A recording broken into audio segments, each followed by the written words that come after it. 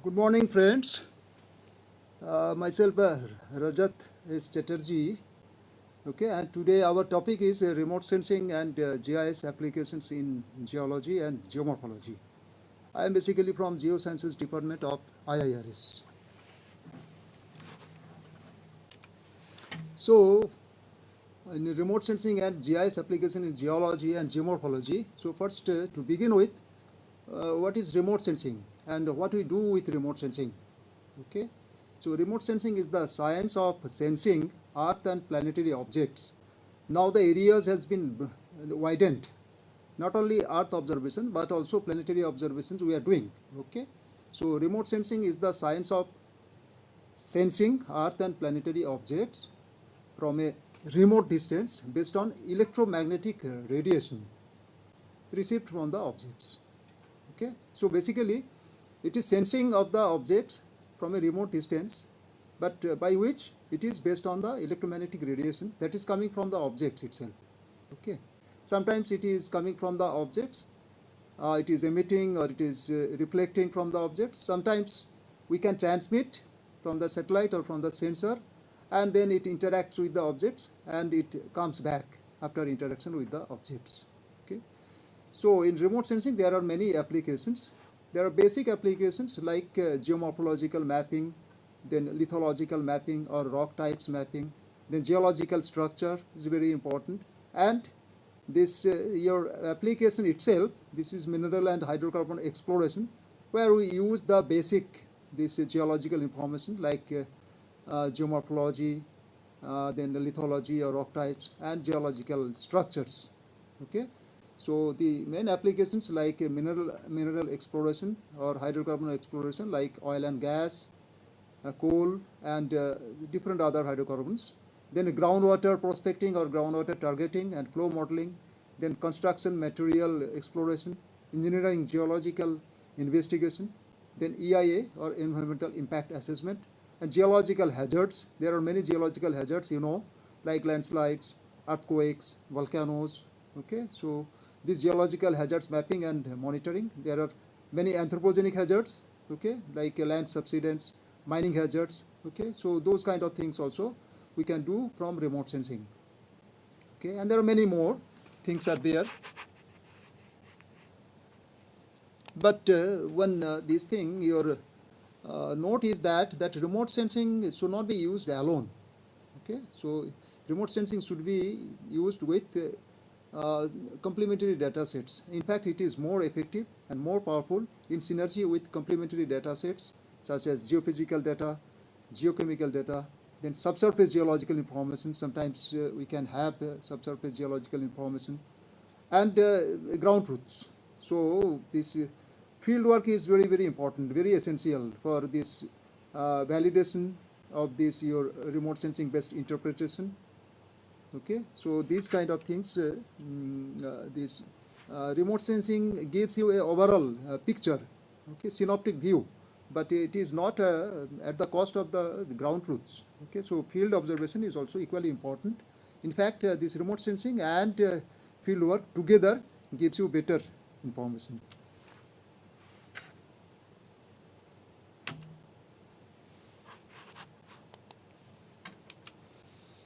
So in remote sensing we get an image, or in case of aircraft we get an aerial photograph. Okay, nowadays basically we are getting image only, all are digital. Okay, so analog things are over. So an image of the earth surface, whether you are acquiring from a satellite or from a aircraft or from a UAV or drone. Okay, so this image is basically represents a stack of many thematic layers. Okay, it has information about the topography, so that is the layer of topographic information. Then there is a layer of vegetation information, then layer of land use or infrastructural information, then layer of soil information. There is information about the geomorphology, then the lithology, and the layer of structural, basically geological structural, okay, information. So from all these information, okay, we need to separate geological information, because in a image, these are all combined. These are all juxtaposed together. Okay, now from all this information, from all these tags, we need to separate out, as a geologist, we need to separate out the geological information. Okay, and this, for separating this geological information, we can use some direct signatures and some indirect signatures. Okay, and in geological information, what do we mean by geological information? This geomorphology, lithology, rock types, and geological structures. Okay, these are the basic geological information. From that, we can derive this derivative information, and then going for these applications. Okay, so applied these maps we can produce. First, we have to have basic geological maps, then some derivative maps, and followed by these applied maps. Okay, and now how we extract this basic geological information from the images? We do it by visual interpretation or a digital image enhancement. Okay, that is also important. In fact, we do both. So we need to do some digital image enhancement and feature extraction that by automated techniques we can do, or by visual interpretation techniques also we can do. Now in visual interpretation techniques, okay, so visual interpretation techniques, there we use some direct signatures or direct interpretation elements and some indirect interpretation elements. Okay, so these direct interpretation elements are also known as photo or image elements, that you know, I believe. So these photo and or these image elements, they are like tone or hue means color, okay, then texture, then shape or form of the objects, size of the objects, then pattern, okay, and association, the objects in association with other objects. That is also very, very important. So these are the direct interpretation elements. Based on that, we can interpret the geological information from the satellite image or from other kind of remote sensing images. And there are some indirect interpretation elements. In fact, for a geologist, it is very, very important to understand the indirect interpretation elements. These are also known as terrain elements or geotechnical elements. Okay, because in many cases what happens, this geological information are hidden under the vegetation cover, it is hidden under the soil. Okay, so that is why we cannot see this geological information always in the satellite image or in the aerial photographs or other kind of remote sensing images. Okay, so in that case, these indirect interpretation elements, so indirect signatures like landforms, like drainage. Drainage means there are different kind of information we get from drainage, like what is the drainage profile, what is the drainage pattern, okay, what is the drainage density or drainage texture. So all kind of drainage related information helps us to interpret geology of that area, particularly what is the level of structural control, whether it is controlled by the rock types or whether it is controlled by slope. So that kind of information we can derive from the drainage. Okay, so basically this your lithology, geological structures, this kind of information you can interpret from drainage. And then vegetation, like vegetation cover, vegetation density, and vegetation alignment, it helps. Okay, so again we are back. So we had been discussing that visual interpretation of the images and how to extract geological information from that. So for that we are using one set of direct interpretation elements. Those are also known as photo or image elements that we discussed just now. And terrain elements or geotechnical elements, those are known as the indirect interpretation elements, okay, like landforms, drainage, vegetation, and land use. Now, from these two sets of these your interpretation elements, there is a convergence of information is very, very important. So this convergence of information from photo or image elements and terrain or geotechnical elements is basically the key to a successful visual interpretation. So that you have to do it very religiously. If you logically interpret that geological information of a particular area, like what is the rock types could be, what is this geological structure there could be. So for that, if you logically want to interpret, so these are the set of direct interpretation elements and indirect interpretation elements. Finally, you have to use your experience, okay, and the collateral data like your existing maps and complementary data sets like geophysical information, geochemical data, or subsurface geological data, and most importantly the ground truth or field-based information. Okay. Finally, you can prepare the maps or you can derive the geological information from the image. Now here we are discussing about this how we can interpret these rock types from these remote sensing images. That is remote sensing of rock types. So what are the broad rock types? So you interpret hierarchically. First, you interpret that whether it is a igneous rock, or whether it is sedimentary rock, or metamorphic rock. Then followed by, if it is igneous rock, then what kind of igneous rock it is? Whether it is a acidic rocks, okay, like it is a granitic family, or it is a intermediate family like syenitic family rocks, okay, or it is a basic rocks like basalts or gabbro, or this kind of rocks, or it is ultra basic rocks or ultramafic rocks, okay. And if there is some alteration has taken place or not, okay. So what are these your geological structures are available, then followed by that you can interpret one by one. Okay, so to begin with, first interpret that whether these rocks belong to an igneous terrain, so these are igneous rocks, or this is sedimentary rocks, or it is a metamorphic terrain. Okay, so for example, that's in this particular sample what we have given on the right side that you see here, there are all three kinds of rocks are there. There are sedimentary rocks, there is igneous rocks, and there is metamorphic rocks also. Can you interpret now? In which area, the central part, for example, what kind of rock it could be? In the upper part, okay, your top, this right top corner, what kind of rocks could be? And in the lower part, what kind of rocks? Just go through this, what are the keys, what are the basic criteria of the igneous rocks, sedimentary rocks, and metamorphic rocks, which could be used for interpretation of satellite images or aerial photographs for identifying the major rock types. So for example, as I was discussing, that igneous rocks, these are homogeneous, okay. Igneous rocks are homogeneous, massive, they are very hard and compact, and therefore very much resistant to weathering and erosion, and it lacks bedding. It is very important. Igneous rock does not have any bedding, but in extrusive rocks like lavas or the traps, there are some layerings, okay. Other than this, in igneous rock, you will not find any bedding, no. These are all massive rocks, okay. So because it is hard, compact, and resistant, so it gives you this coarse texture. This texture is very, very coarse, and it has some characteristic joint patterns, igneous rocks, no, you know. So in some cases orthogonal joints, okay, some cases hexagonal joint patterns, okay. So these joint patterns are very, very, very characteristics, okay. And also landforms, like if it is extrusive, then you can have some lava and related like volcanic cones or volcanic landforms you will find.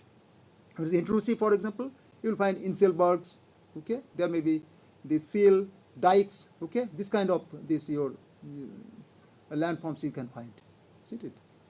And if it is a sedimentary rock, so what are the characteristics of sedimentary rocks? Sedimentary rocks are generally very soft, and most important thing in sedimentary rocks are that they are bedded, okay.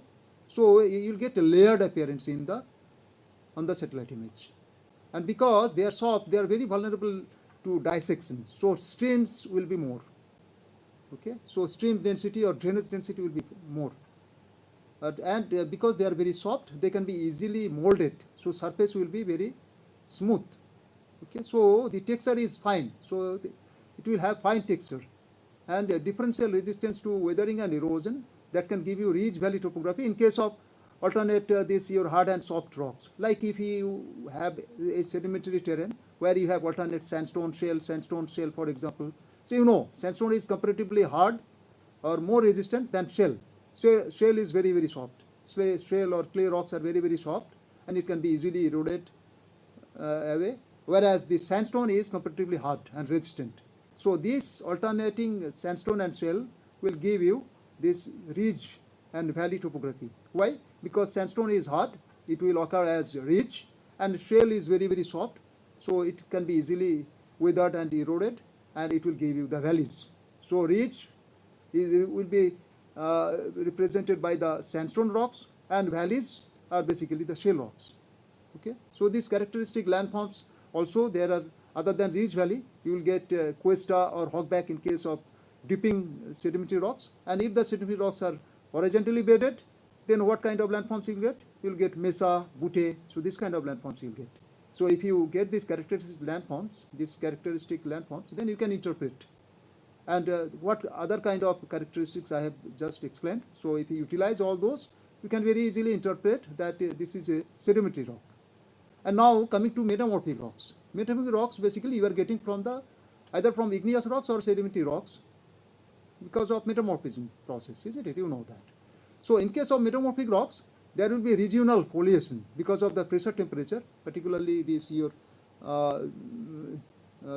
force applied. Okay, so there will be regional foliation. So parallel weak planes developed in metamorphic rocks, and these parallel weak planes, because of this weathering erosion, it will give you striated appearance in the rock mass. Okay, there will be striated appearance in the rock mass. Why? Due to differential weathering along these weak planes. And most importantly, sometimes, not always, you can find some deformation structures also. Okay, because there are a lot of deformation takes place in metamorphic rocks. So sometimes you can get deformational structures also, but not always. What is more important that because of the metamorphism, okay, because of this deformation, there will be regional foliations. It is very, very characteristics, and you will get this striated appearance. Now you tell me that in this particular sample on the right side, what kind of rocks at the top, right top? Look back, what I just explained. Then the right top, it is a sedimentary rock. You can find there is a layered appearance. Okay, the texture is very, very fine, and there are more streams. Okay, dissection is very, very high. Okay, and there is a ridge valley topography also to some extent. You can see here is not very prominent. So this is sedimentary rock. The central part, just you see that, just like scooping effect, you can see, and texture is very, very coarse. And there is no this pattern, you can see, no layered pattern, no striations. Okay, so very massive appearance. So this is basically the igneous rocks. It is more or less it's a granitic terrain. It's a granitic rocks. Okay, so that gives you this kind of signatures. And in the lower part, you see characteristic these your features of the metamorphic rocks. Okay, regional foliations gives you striations, isn't it? So very, very nicely you can very easily you can interpret that at the top there is sedimentary rocks, at the middle part there is igneous rocks, and in the lower part there is metamorphic rocks, isn't it? Now going to next slide. So here you see we have given some aerial photographs. These are not satellite images. So aerial photographs of some of the typical these igneous, sedimentary, and metamorphic rocks. See that the first your photographs, there is a volcanic this terrain. Okay, so igneous rocks, all of you can very easily you can interpret that from the volcanic cones, from the lavas. Okay, and there are different kind of volcanic landforms like your lava flows. Okay, whereas at the bottom two, the left side, these are sedimentary rocks, and you see the left side, the lower left, this your photograph, you can see here there is a characteristic ridge and valley. Okay, and these ridges are represented by the sandstones, and the valleys, those are dark. Ridges are bright and valleys are dark. Okay, and valleys are represented by the shale rocks, because shale is very soft, so that is why it gives you the valleys, and they are dissected very much. Dissections means cutting across. So there are streams you can find which cut across the trend of the sedimentary these rocks. Okay, so your streams you can see triangular facets.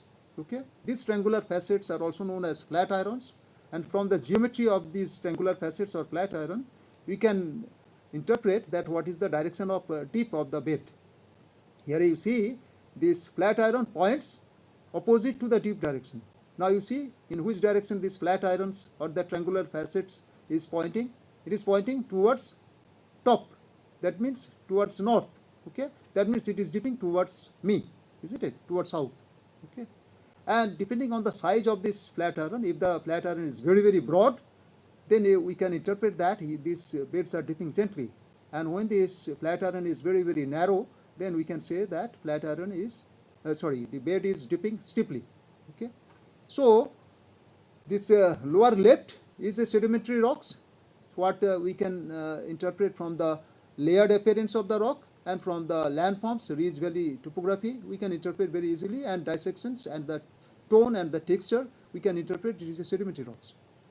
Okay, now you see at the middle this photograph, the lower this line, so that is also sedimentary rock. Okay, here also you can find there is a ridge, and mostly this is made of sandstone, and there are shale rocks also, and in the lower part you can find some your conglomerate beds also, which is very showing you coarse texture. Okay, and you see on the upper part you can see drainage density is high. Why? Because underneath the alluvium here the rocks are shale, whereas the ridge is made of sandstone. It is hard and resistant. Okay, and in the lower part, okay, it is again alluvium, but under the alluvium it is mostly sandstone. Okay, sandstone is hard, resistant, and most importantly, sandstone is permeable. Because sandstone is permeable, so what will happen? This water, due to rainfall, whatever available at the surface, it will percolate down.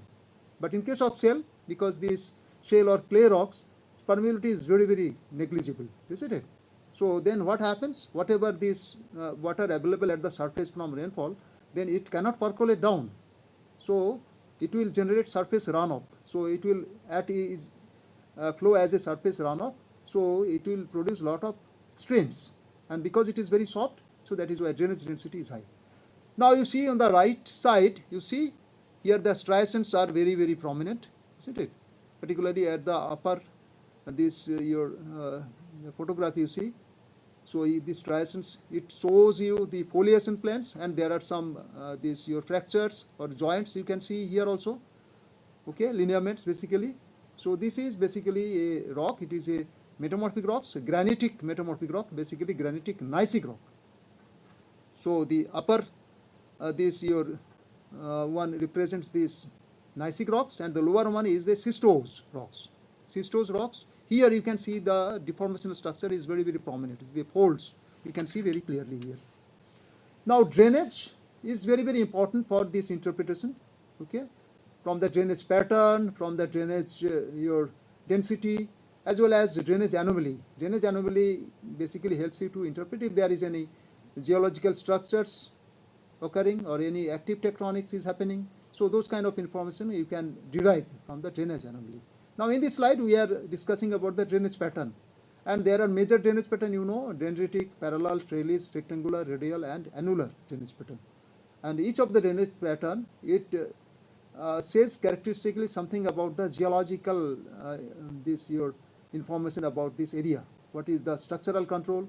What is the lithological control to the drainage? Isn't it? For example, in case of dendritic, where dendritic drainage pattern happens, you can see on the right side. Okay, this is your dendritic drainage. You know, this dendritic like a tree, branching like a tree. So where dendritic drainage pattern we see is where horizontally bedded sediments, sedimentary rocks, or it may be in a massive crystalline rocks also we can see, where there is no very your structural control is not there. There is structural the features are not there. Okay, or the beds are not dipping. Okay, and the next one is parallel drainage pattern. So in case of parallel drainage pattern is basically it is a topographic slope controlled. Okay, so where the slope is more, generally we find parallel drainage. And trellis drainage pattern, it is basically in a folded sequence, alternating this your antiform, synform, antiform, synform, this kind of terrain, or where there is interbedded dipping sequence. Okay, homoclinal beds with hard rocks and soft rocks. If you have sandstone shale, for example, this kind of sequence if you have, then you can find this your trellis drainage pattern. And rectangular drainage pattern, basically where you find it is an orthogonal fracture system. Where there are orthogonal fractures means perpendicular fractures are there. So there you can find this rectangular drainage. So this is your parallel, this is your trellis, and this is rectangular, and then it is a radial, and this is annular. A radial drainage pattern you will find for a volcanic dome or residual dome-like landforms, whereas annular drainage, okay, like onion-like scale, you can see this annular drainage is typically represents the structural domes. Structural basins will give you this kind of this your drainage pattern. Now, drainage density also very, very helpful for interpreting the rock types as well as geological structure. For example, you see this is one drainage pattern is given. Now, if we can classify this drainage map in terms of drainage density, so then we can see here that drainage density wise, you can see here drainage density is low, whereas in this particular area drainage density is very, very high, and in this area again drainage density is low. Now the question is, what is drainage density? I believe all of you know that. Even then, drainage density is defined as the ratio of total drainage length divided by area. So it is the drainage length per unit area is the drainage density. And what does it represent? Drainage density represents these four things. Resistance of rock formation. If the rocks are hard in that particular area, drainage density will be low because dissection will be very, very low. And in case of soft rocks, drainage density will be high. If the rocks are permeable, then what will happen?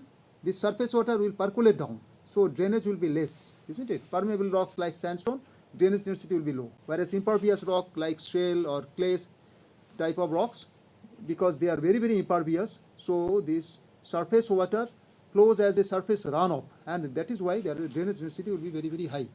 And if the topographic slope is gentle, again drainage density will be low. But when the topographic slope is steep, drainage density will be high. And finally, climate is also very, very important in case of this, particularly rainfall. So humid tropical climate is very is favorable for higher drainage density. Now, from the drainage density, as I just discussed, that here the drainage density is low.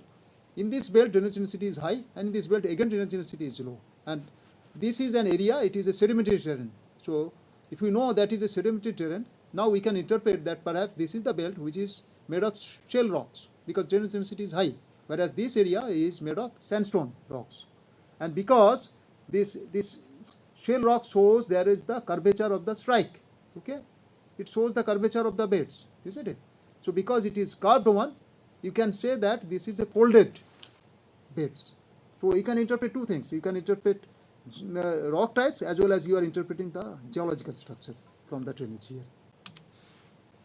Now geological structures such as folds, faults, lineaments and unconformities can be mapped from remote sensing images using tonal and physiographic expression. What is the importance of remote sensing in geological structures or structural this mapping? That remote sensing gives you synoptic view of the geological structure. It gives you a synoptic view of a regional fold. A regional fold, if you go to the field, sometimes what happens? We are standing on the limb of the fold, or we are standing on the hinge zone of the fold, okay? We can get some kind of signatures that it is the limb of the fold or it is the hinge zone, but we are not able to visualize what could be the geometry of the fold. But if you have a satellite image, then regionally you can see that synoptically you can see this, how these signatures are aligned and what is the geometry of the folds could be, isn't it?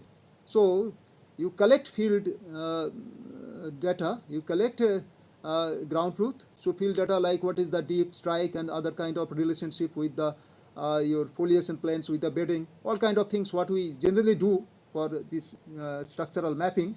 You do that and then you integrate this with the your remote sensing information. Because in remote sensing image you get the synoptic view and you this geometry of these geological structures you can visualize much better than the field, because field you are getting only the macro scale information, isn't it? Now geological faults and lineaments can be identified as a linear tonal and or physiographic signatures with or without displacements. In case of faults there are displacement, okay, there is a weak plane or fractures with displacement, basically it represents a fault. And in case of lineaments, these are fractures or joints, so there is no displacements, but it is a weak plane representing fractures or joints, but there is no displacement. So geomorphic signatures such as topographic break, drainage segment anomaly.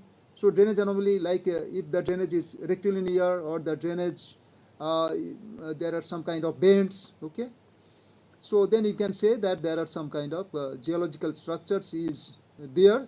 That is why drainage is modified according to this availability of the geological structures in that particular area.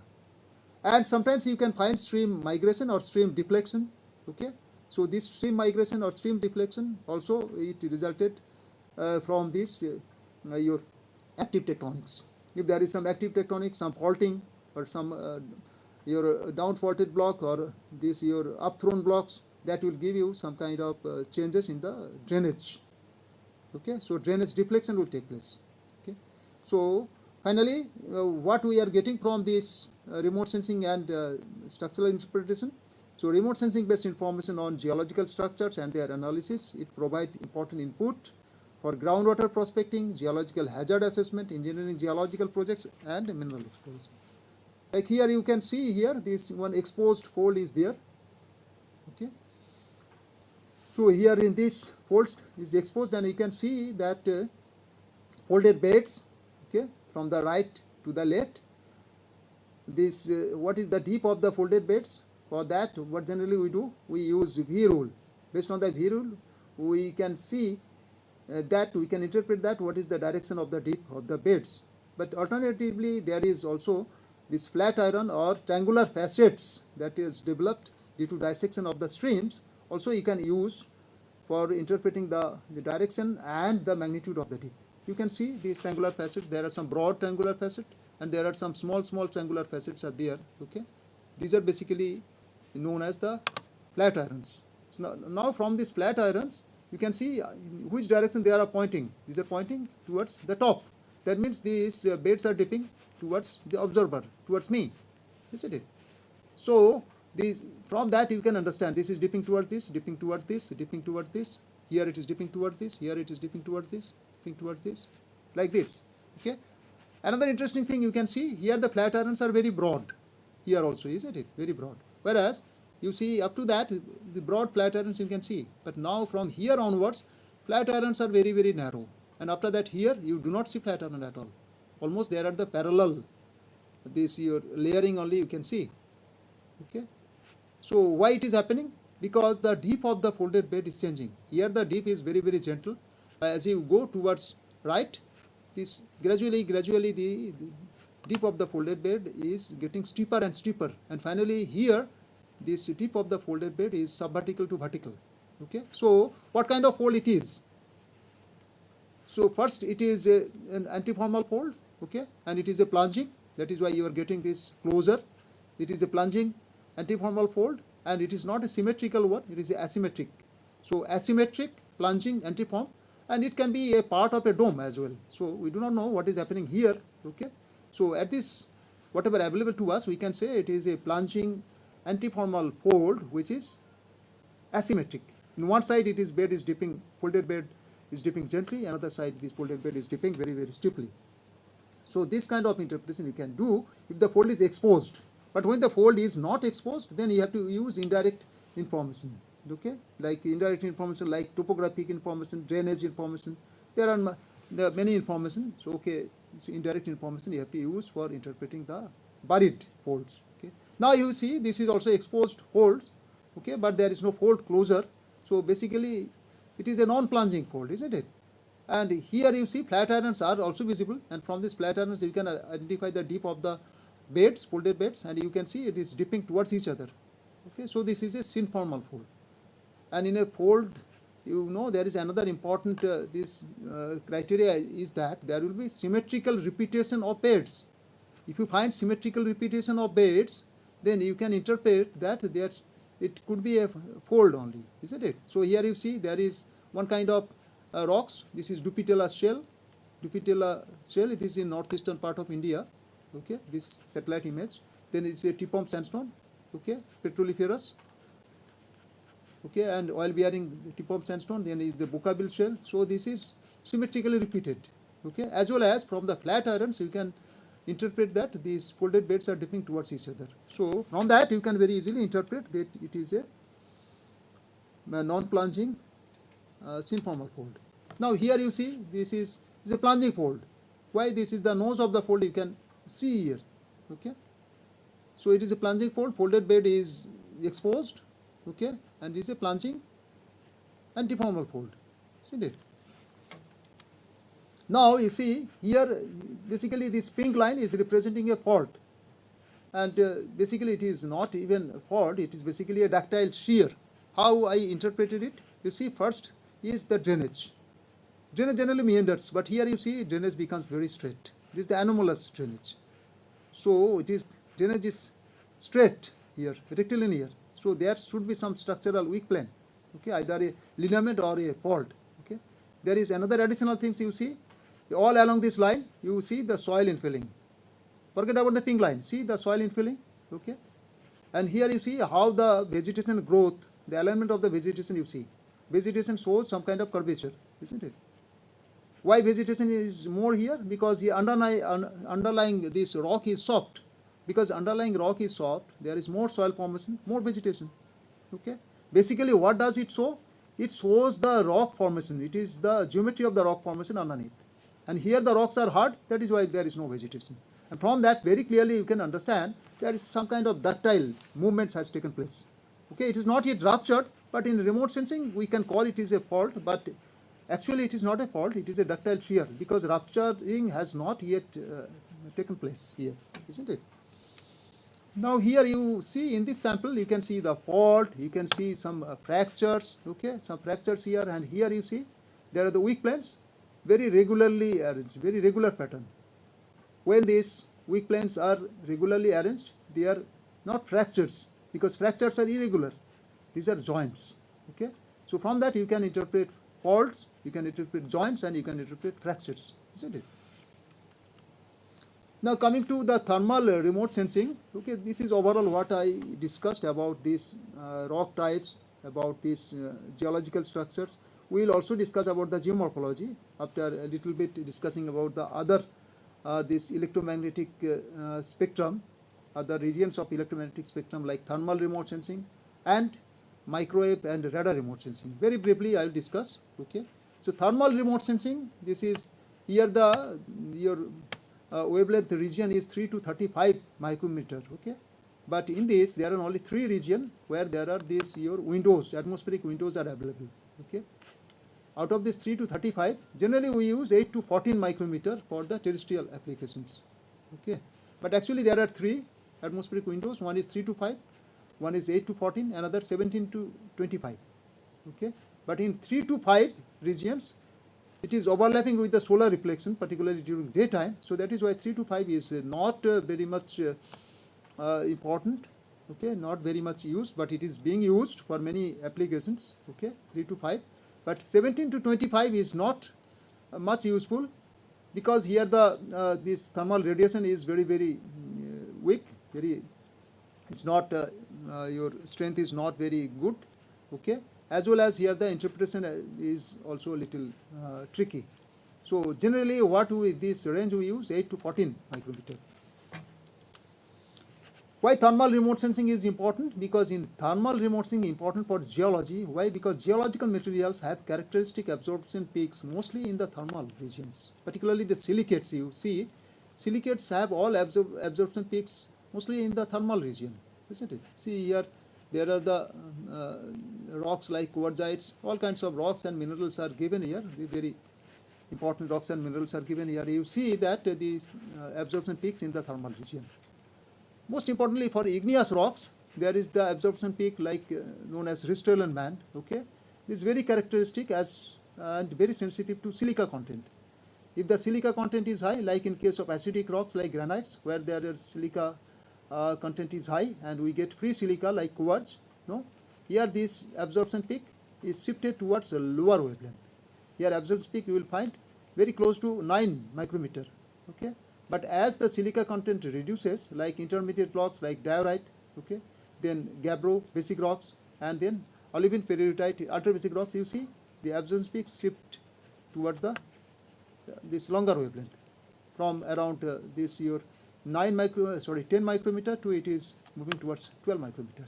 So from the position of this absorption peak of this Ristretland band, you can interpret that what kind of rocks, what kind of silica this percentage is there in the rocks. Okay, and characteristic absorption peak helps us to interpret this particular rock also. There are a number of thermal properties of geological materials that we can use for this thermal sensing of the geological materials, like thermal conductivity, density, thermal capacity, thermal diffusivity, thermal inertia. Out of that, thermal inertia is very sensitive. It's the most sensitive thermal parameter is the thermal inertia, and it is very much used for this your interpretation of the geological materials. And what is thermal inertia? Thermal inertia, theoretically it is P, thermal inertia is square root of K, rho and C. Okay, K is thermal conductivity, rho is density, and C is specific heat. Rho C together is the heat capacity. But all these parameters need to be measured in the laboratory. Okay, so it is very a cumbersome process. But there is a simple process and a remote sensing based technique where thermal inertia can be interpreted or measured. So this is known as apparent thermal inertia. Here the value of the apparent thermal inertia and thermal inertia is very close to the this your P value. Okay, so theoretical thermal inertia or actual thermal inertia value, very close to that, not exactly the same, but it is fine because it is very close to thermal inertia and it can be very easily measured from remote sensing data. And how we measure apparent thermal inertia? It is equal to 1 minus A by delta T. What is A? It is the reflectance in the panchromatic region. Panchromatic region of the electromagnetic radiation is 0.5 to 0.7 micrometer. In this particular region, what is the reflectance of the material that we have to measure? For that, you have to have some satellite image in panchromatic region, like your IRIS-SPAN data or Cartosat 1 data. Okay, so from Cartosat data, you will get the panchromatic image and you can get the albedo. Or you can get from this even multispectral data also, you can calculate the albedo or reflectance. And delta T is the temperature difference in the daytime and nighttime. And daytime, nighttime image, thermal image is required, and it is readily available now. You know, this MODIS, it gives you daytime, nighttime. Okay, VIRS also, there is, you are getting this, your thermal images. So that you can utilize and you can get the delta T, okay, temperature difference, day and nighttime. Particularly from the MODIS, we use it very much because it is available every day. Okay. Now this thermal inertia image can be used for interpreting the rock types based on the particle size or grain size, degree of induration or compactness, density of the rocks, and color of the material. So based on that, we can interpret. Like for example, you see here, this is a Landsat TM FCC 754 false color composite, or it is hybrid false color composite image. Here 3 types of rocks are available, like volcanics, dark volcanics, and there are some altered hydrated products, that is your yellow or orange type of rocks, and here this bright white, they are the limestone mountains. Now in thermal image, how they appear? Because this your dark volcanics, they are dark and they absorb lot of solar radiation during daytime, so it gets heated up very much. Okay, so dark volcanics will have higher temperature. So warmest areas represent volcanics, most of which are dark basalts. Okay, and altered rocks, because it is hydrated, there water is there, so water absorbs radiation, electromagnetic radiation, so there will be heat content will be high. So altered zone appear mostly in moderately light tone. It is not as warm as the dark basalts, but it is moderately light tone. It is intermediate between limestone and these basalts. And limestone, because it is highly reflecting rocks, it reflects most of the solar radiation, isn't it? Limestone. So that is why it because it reflects most of the solar radiation, so it cannot absorb much. As it does not absorb much, so its heat content will be less. Okay, temperature will be less, so it will appear dark tone. Okay. Now coming to microwave remote sensing, very briefly, again I will discuss microwave remote sensing, and mostly I will discuss radar remote sensing, because microwave remote sensing, it is a big family. We will not discuss all, we will discuss only radar remote sensing or active microwave remote sensing, imaging radar. Okay.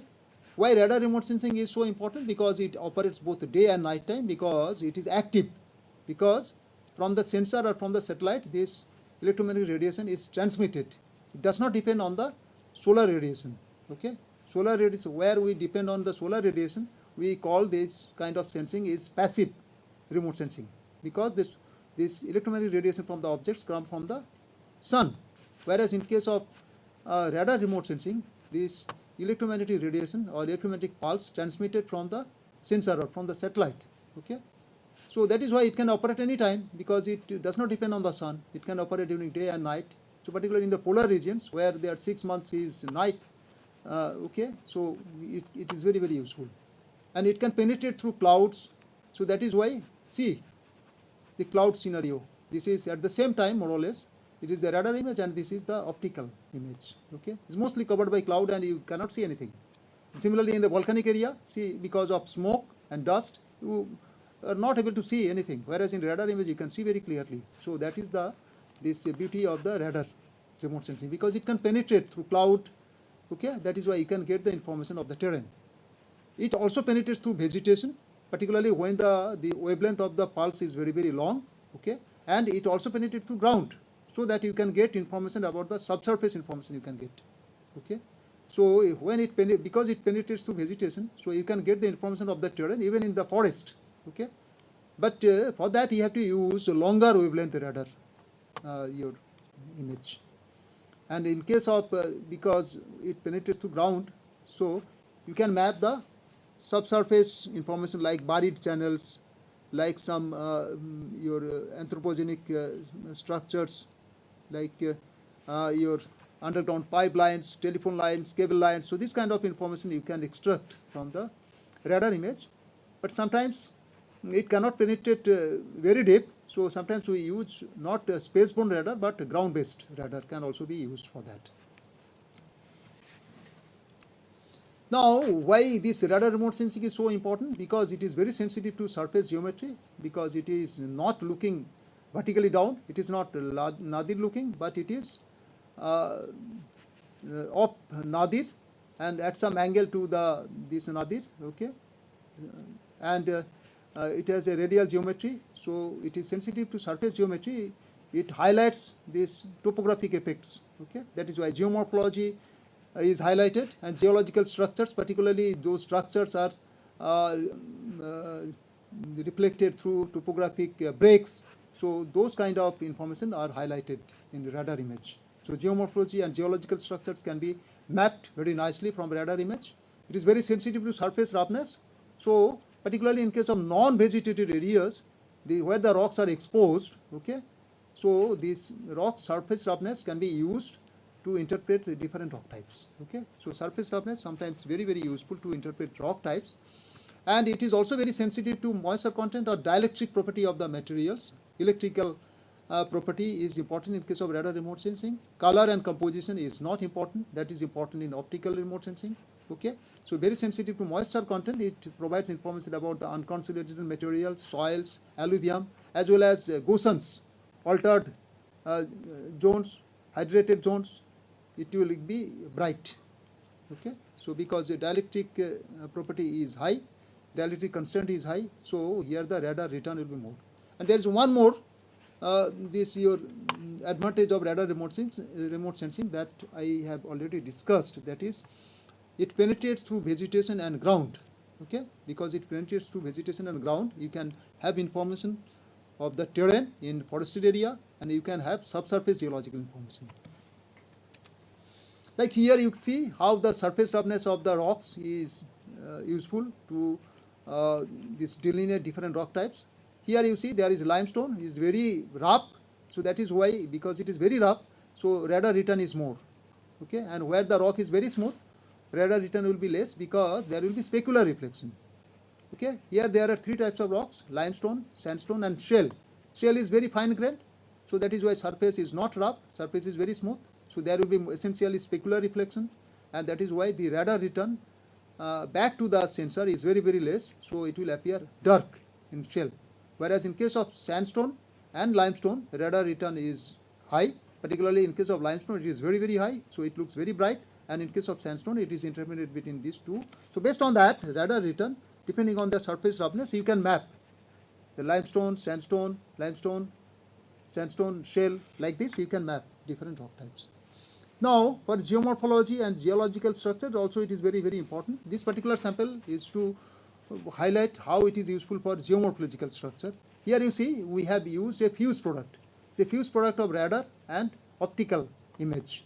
The optical image gives you spectral information, so you get the color, so the composition of the materials, okay. So type of the material you can interpret from that, from the optical image. But from the radar image you are getting what kind of information? Surface roughness, surface geometry, and also dielectric property is important. But here mostly you can get this surface geometry and surface roughness and subsurface information is very, very important. See here, geomorphology, like here structural hills, okay. There are some these channels, particularly buried channels you can see here. So because it can penetrate through ground, it can also interpret buried channels. And you see these structural hills are very, very prominent here. In optical remote sensing you can interpret, but here it is much more highlighted. In buried channels, as I have already discussed, you can interpret from here.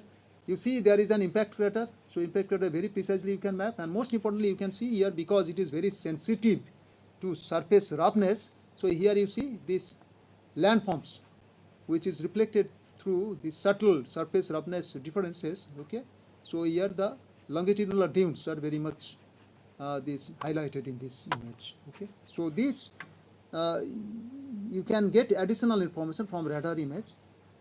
You use optical image, but along with that, if you can add a radar image into it, you can get some additional information. Now here this is from RISAT, that Indian Space Research Organization launched this satellite 2012.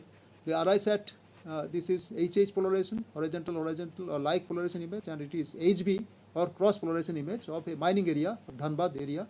Now you see one part of this area.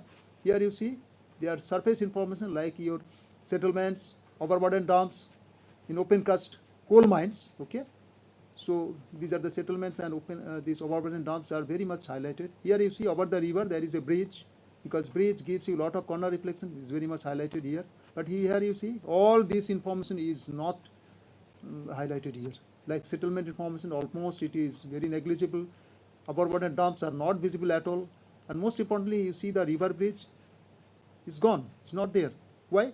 Because HB polarization gives you subsurface information. It does not give you information from the surface. Okay, so that is why you get more subsurface related information, like quarries. Okay, open cast mines are very much highlighted. You can get it. Okay, but here mostly surface information is very much prominent from HH polarization. Now in the next sample you see how this subsurface information helps us to interpret geological structure. Here you see in HH image, this geological structure is not very prominent here. But you see here HB, see under the soil cover, okay, there is the soil cover at the surface, the veneer of soil cover. Under that there is a fault here in this area, which is not seen in this image, but it is very clearly seen in this in HB image. So that is how this cross polarization image helps us to interpret some additional subsurface geological information. Very useful, very important information. Now we are coming to geomorphology. Okay, so geomorphology deals with the physical processes involved and the materials involved in shaping the Earth's surface as a function of elevation, slope, and surface ruggedness. Here, landform is the unit of geomorphological study, and a landform is characterized by its unique topography, composition, and structure. Landform is a truly multivariate feature, lithology and structure versus geomorphological processes, climate, and time. All together gives you a landform. A landform is the unit of geomorphological interpretation. Okay, remote sensing provides synoptic view of the landforms. So landform interpretation is very this easier in case of satellite image. If you use satellite image, then this landforms identification is much easier. And most importantly, you can use elevation related information also, or combine this your for example hill shaded information as well as the satellite image together. Okay, then landforms mapping will be much easier. In geomorphology, basically we study morphography. Okay, then morphometry, that is related to quantitative aspects of the landforms. Morphogenesis, what is the origin of the landforms. Then morphochronology, what is the ordering of the landforms. And morphodynamics, what is the present day active tectonics, what is the present day geodynamics of this area, and how it is shown in terms of the landforms of this area. So all those things we can study in geomorphology. Okay, in simpler terms, I am going to the next slide. You see that very typical landforms, like it is the alluvial fan, isn't it? So basically this is a Kosi fan. So we know that Kosi fan, this Kosi river is very much unpredictable. Sometimes it is here, sometimes it is here, sometimes it is here, and recently also there are breaching of the Kosi river. We know that. So it is very unpredictable. It is migrating from one place to another. There are many factors responsible for that. Okay, and a lot of research is required for that. It is very difficult also to this precisely to tell how this river will behave in the next few years. But you can model it based on these causative factors. Now from the satellite image, if you see, it is a multispectral satellite image of the Chandigarh area. Okay, this is basically the Panchkula area. Panchkula city, you see, these are all dense habitation. But actually this Panchkula city is lying over the Ghaggar river fan. Isn't it? This is the Ghaggar river fan. Okay, and you can see here there are these valleys, and it crossing these your hills. Okay, and this is the Piedmont zone. Okay, all those things you can interpret from the satellite image. And you see here pluvial landforms. Okay, this it is Borak River in the northeast. You see very typical landforms, fluvial landforms like your Oxbow lakes. Okay, then you can see the your alluvial plains, and here the active floodplain. Here the sandbars you can see, and most importantly you can see some of the natural levees. Some are here, that is the present natural levee, and these are the paleo natural levees. So all kind of things you can interpret on satellite image very nicely. And here the structural hills, okay, because there are the very this your clear cut trend of the formation, okay, parallel trend of the formation you can see very much here. Here you see in this particular this sample you can see there are the different levels of river terraces you can see, okay, the Yamuna river, okay, and near Dakpathar, okay, and here you see here there is the meander scar and meander scrolling also you can see, and here some of the river channels you can find here, they are basically the abundant channels, they are not paleo channels. This you can call it paleo channels, but these are not paleo channels, these are abundant channels. With the increase of the discharge in the main river, this can be revived again. So these are abundant channels, whereas this is paleo channels. Here you see typically paleo channel belt here from the Kanpur Lucknow area, paleo channel belt you can see, and here you see this particular river you can see it shows an anomalous pattern. See it curved like this, isn't it? Very anomalous pattern it shows. So what does it represent? It tells that there is some underground this structure is there. Okay, the anomalous drainage, it represents some underground structure is there. Now coming to the applications, okay, so there are many applications. Okay, I will not discuss much. We'll discuss about some of your questions. Okay, so there are applications are there. Excuse me, what is the time I have now? How much is the time?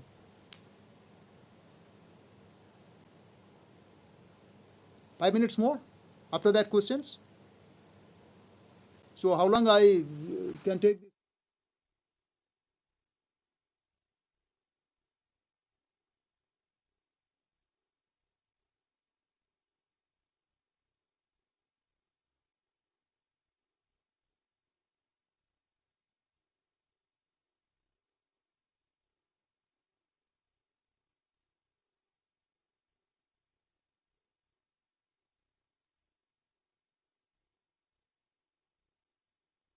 About these applications, I will just touch upon the applications. The major applications are geological resource exploration, like groundwater prospecting, and in this there may be groundwater recharge estimation, then numerical groundwater flow modeling. Some are based on remote sensing data, some are based on GIS and quality assessment, essentially based on the GIS analysis. Okay. So here you can see groundwater prospecting and groundwater quality are integrated together. It is for Delhi region. Okay, where the prospect is high or low, and if the prospect is high or low, whatever it may be, in that particular class, what is the quality? Okay, so quality and prospect can be combined together. And there are a number of indicators are there.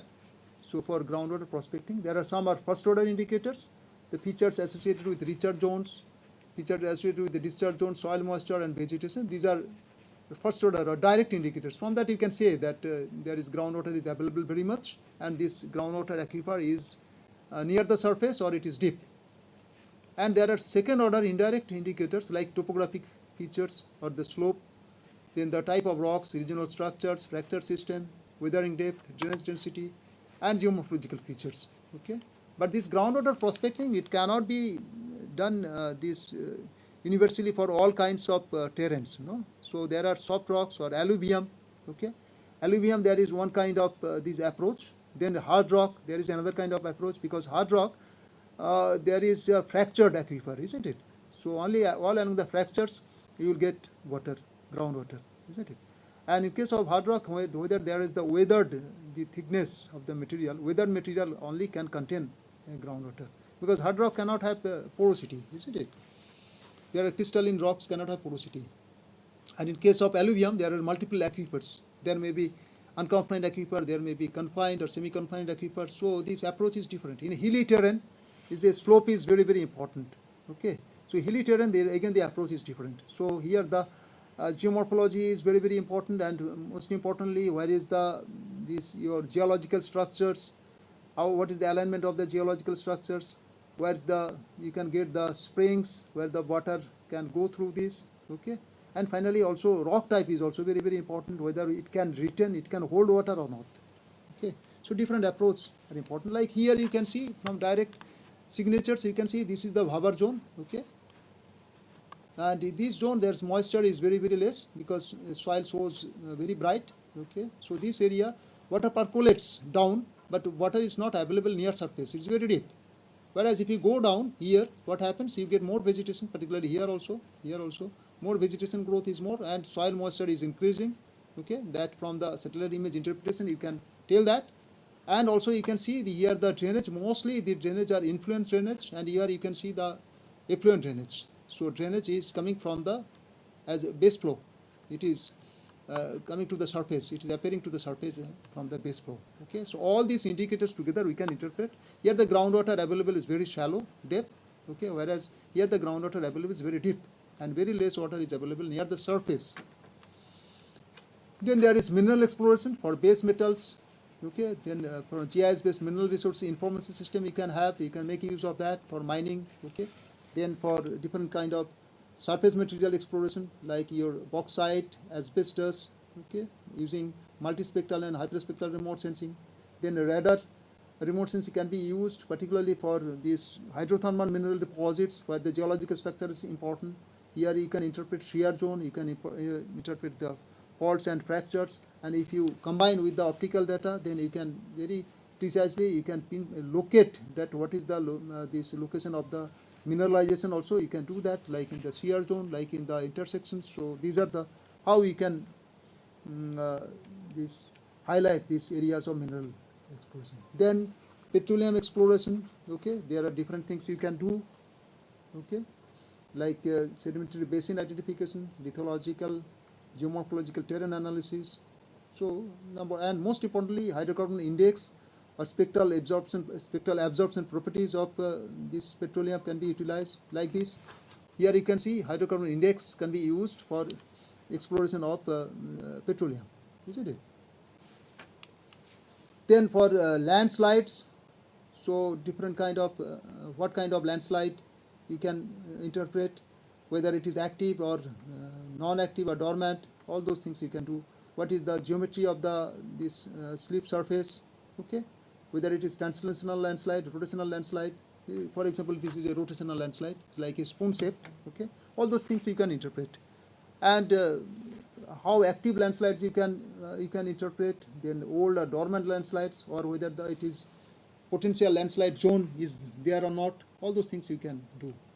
Like here we have done this landslide hazard zonation in 2000, and a high hazard zone you see. Then 2001 there is Burnaboth landslide. Okay, so these kind of things you can do. So potential landslide hazard zone you can identify. This is 1:to this 25,000 scale, what I remember. Okay, but you need larger scale. Okay, so here you can see that in the high hazard zone you can see that the landslide occurred in recurrent landslide can be seen here in Burnaboth landslide. Okay. Then in mining area, it is very, very important for mining related environmental impact assessment, environmental monitoring. Surface plan you can map, thermal and all kind of information like coal fire, coal dumps, overburden dumps, all kinds of information you can extract. Okay, you can see here open cast mine, overburden dump, coal fire, and it is the abandoned open cast quarry. This kind of information you can extract. Mining subsidence you can do. Then groundwater related subsidence you can do. We have a number of case examples like in Indonesia, like in Iran, like in India, like in Calcutta. Okay, so we have studied many areas and groundwater pumping or groundwater over extraction related land subsidence. Then the earthquake, like Nepal earthquake, recent Nepal earthquake, or geodynamics or seismicity or interseismic deformation, strain accumulation, all those things we can do. Okay. Here you can see this Nepal earthquake, and you can see this is the aftershocks alignment. From that you can analyze and you can understand what is the nature of this your earthquake, and what is the this particularly interpret the cause of the earthquake, and what is source of the earthquake rather. Okay, so this kind of study you can further do on that. So, but what I wanted to show here, that due to the earthquake, the major this main shock rather. Okay, you can see that there is displacement contours. Okay, there is uplift and there is some subsidence, and we have measured there is uplift of 165 centimeter near Kathmandu, and the maximum subsidence is around 60 centimeter. We have measured here in the main shock, main earthquake, and the major aftershock, that is on 12th May. So you can see again there is uplift. It's a smaller area, affected area is smaller, and here is the subsidence, and maximum uplift 65 centimeter and subsidence is only 35 centimeter. So there are I think is little injustice to explain all those applications together. Just it is just an overview. It gives you the glimpses what is possible. So it is not, the intention is not that to make you understand how you can do that all, but what can be done. Okay, from the satellite remote sensing and GIS based studies. So this is an exposure to that. So these are the possibilities. I mean, how it can be done, then you have to do some more exhaustive this your study, and more exhaustive analysis, and more number of lectures and practicals and hands-on will be required to understand all those things together, particularly for a different kind of applications. Okay, so with that I come to the end of this lecture. Now we can discuss about some of the questions, because time is little less. So maybe if we do not discuss all the questions, you can send me the questions in the email given here, harish.chatterjee@irs.gov.in. Or if there is any query, any questions, any kind of information you want, okay, related to geology, okay, geological remote sensing, or at IRS, you can send your query to me.